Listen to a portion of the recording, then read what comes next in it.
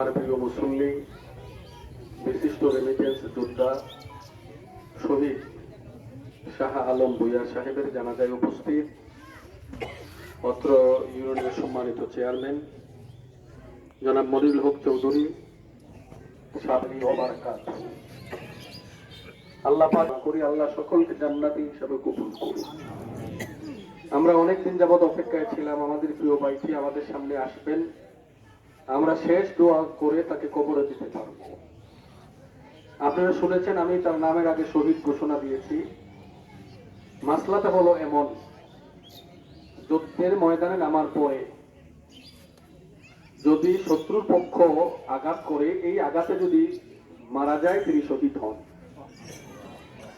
আবার পক্ষের লোকেরা যদি আঘাত করে বিপক্ষের উপরে, আমার পক্ষের লোকেরা আঘাত করলো কার উপরে? বিপক্ষের লোকের উপরে, কিন্তু দৈবাক্রমে এই আঘাতটা আমার দলের লোকের উপরে পড়ছে, কিন্তু উদ্দেশ্যটা কি আঘাতের? শত্রুদেরকে ধ্বংস করা। ওই উদ্দেশ্য এবং নিয়তের কারণে আমার আঘাতে আমার দলের লোক মারা গেলেও তিনি শহীদ। আমাদের মধ্যে অনেক কথাবার্তা থাকতে পারে যে ইরানের হামলা এসে পড়ছে, আবার শহীদ হয়ে কেমনে। এই জন্য আমি মাসলাটা ক্লিয়ার করে দিলাম, তিনি শহীদ। আল্লাহ রাব্বুল আমিন তাকে শহীদ হিসাবে কবুল করুন। তিনি একটা ভালো পরিবারের লোক, তার বাপ চাচারা আপনজনেরা সকলেই ভালো মানুষ, সকলেই আল্লাহ রাব্বুল আমিন হয়তোবা তার ভাগ্য ভালো হওয়ার কারণে মৃত্যুটা দিয়েছেন।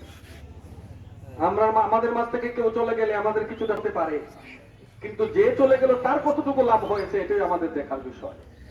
তিনি বড় লাভ নিয়ে ভাগ্যবান হিসেবে দুনিয়া থেকে শহীদ হিসাবে বিদায় হয়েছেন। আমরা দোয়া করি আল্লাহ রাব্বুল আমিন তাকে শাহাদাতের মর্যাদা নসিব করুন। আমরা দোয়া করি তাকে শাহাদাতের মর্যাদা দান করুন। এই আঘাতটা ছিল আমেরিকার বিপক্ষে, এই আঘাতটা ছিল ইসরায়েলের বিপক্ষে, এই আঘাতটা ছিল মুসলমানদের পক্ষে। আমাদের এলাকার সাথে জর্জরিত হয়ে শহীদ হয়ে গেছেন। আমরা আজকে দোয়া করি গোটা বিশ্বের মুসলমানদের জন্য, ইরাকের মুসলমানদের জন্য, আমাদের এই ভাই শহীদ হওয়ার কারণে আল্লাহ যেন মুসলমানদের বিজয় দান করেন। আল্লাহ যেন সমস্ত গোটা বিশ্বের সকল মুসলমানদের বিজয় দান করেন।